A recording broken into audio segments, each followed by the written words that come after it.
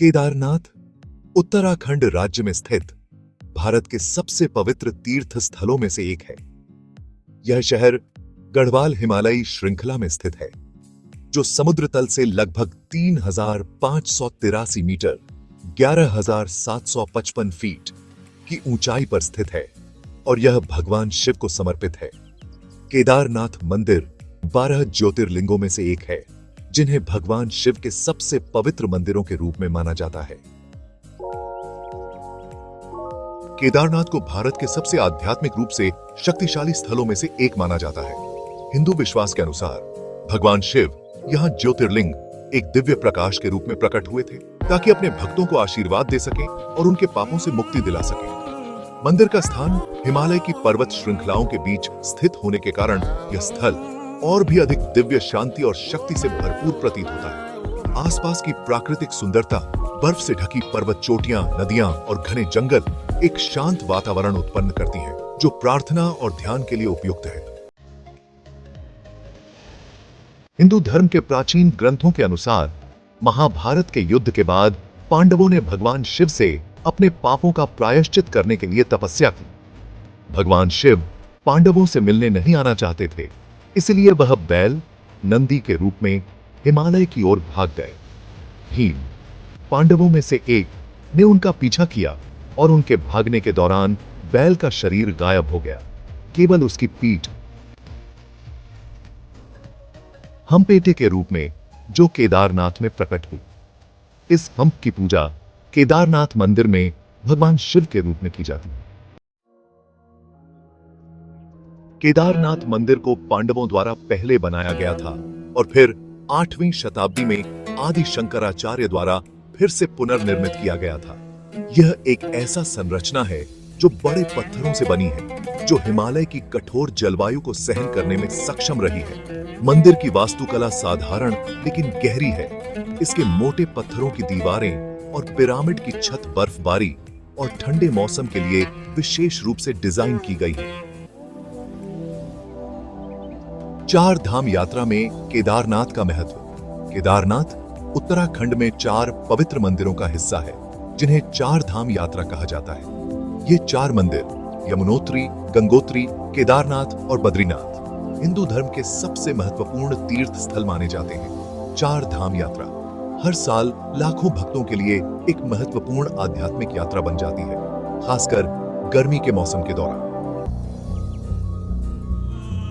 प्राकृतिक आपदाएं और मजबूती। केदारनाथ ने कई घटनाएं देखी हैं, जो इसके दिव्य और रहस्यमय आभा को और बढ़ाती हैं, खासकर प्राकृतिक आपदाओं के संदर्भ में, जिन्होंने क्षेत्र और वहां के निवासियों की सहनशीलता का परीक्षण किया है।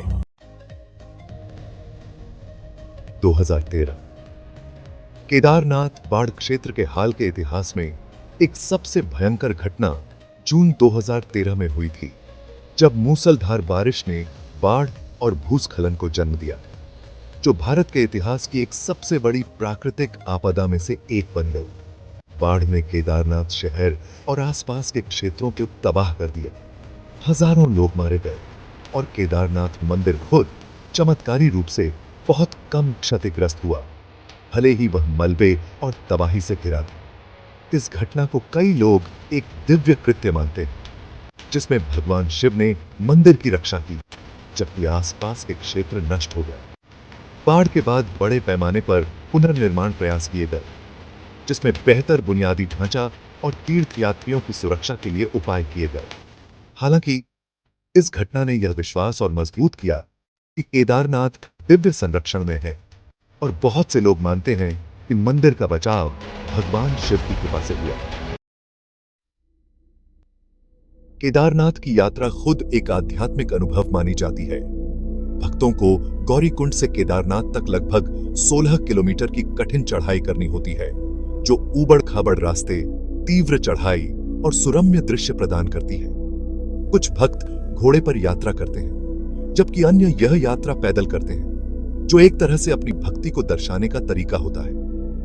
मार्ग के किनारे विभिन्न छोटे मंदिर और पूजा स्थल होते हैं, जो तीर्थ यात्रा के धार्मिक महत्व को और बढ़ाते हैं।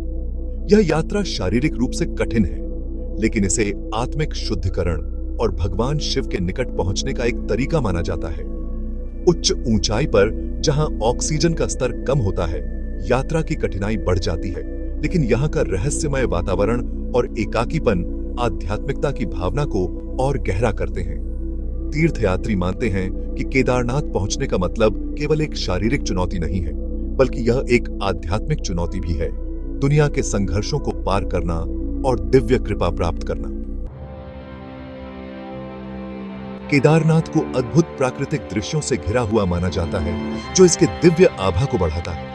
यह क्षेत्र अपनी शुद्ध सुंदरता के लिए प्रसिद्ध है, जिसमें हिमालय की ऊंची चोटियां, केदारनाथ की भव्य चोटियां 6,940 मीटर और मंदिर के पास बहने वाली मंदाकिनी नदी शामिल है। यह क्षेत्र केदारनाथ वन्यजीव अभयारण्य का हिस्सा है, जो विभिन्न प्रकार की वनस्पतियों और जीवों से समृद्ध है। केदारनाथ वन्यजीव अभयारण्य में हिमालयी मस्क हिरण, भालू और स्नो लैपर्ड जैसी कई प्रजातियां पाई जाती हैं। इन जानवरों को इस क्षेत्र में पवित्र माना जाता है और ये वही जीव हैं जो इस पवित्र पारिस्थितिकी तंत्र का हिस्सा हैं, जो भक्तों के आध्यात्मिक अनुभव को और भी खास बनाता है। केदारनाथ में एकाकीपन और शांति का एहसास इसकी रहस्यमयता को और बढ़ाता है। मंदिर और आसपास के क्षेत्र अधिक व्यावसायिक नहीं है और प्राकृतिक सौंदर्य और हिमालय इस स्थान की आध्यात्मिकता को और गहरा करते हैं। यहाँ की चुप्पी, नदी की आवाज और मंदिर में की जाने वाली प्रार्थनाएं एक पवित्रता का एहसास कराती हैं।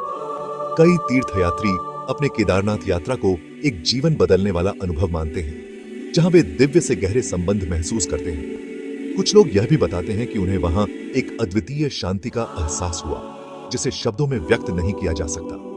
माना जाता है कि यहाँ का वातावरण खुद एक माध्यम है, जिसके द्वारा लोग दिव्य से जुड़ने का अनुभव करते हैं।